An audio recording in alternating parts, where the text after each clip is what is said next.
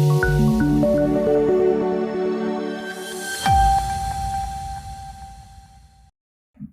શાળા બાલવાડી વિભાગ અંગ્રેજી માધ્યમ દ્વારા ચંદ્રયાન 2 દિવસની ઉજવણી કરવામાં આવી।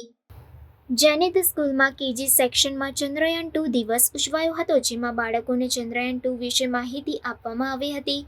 ચંદ્રયાન 1 પછી ભારતીય અવકાશ સંશોધન સંસ્થા એટલે કે ઇસરો દ્વારા વિકસિત બીજું ચંદ્ર સંશોધન મિશન છે।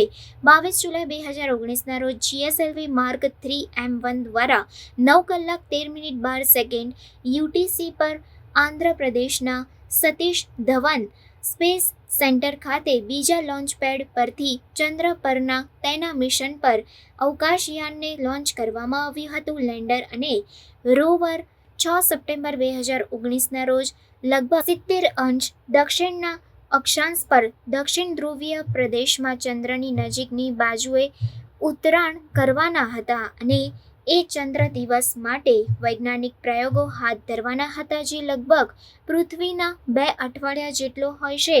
મુખ્ય વૈજ્ઞાનિક ઉદ્દેશ્ય ચંદ્રની સપાટીની રચનામાં ફેરફાર તેમજ ચંદ્રના પાણીના સ્થાન અને વિપુલતાનો નકશો અને અભ્યાસ કરવાનો છે।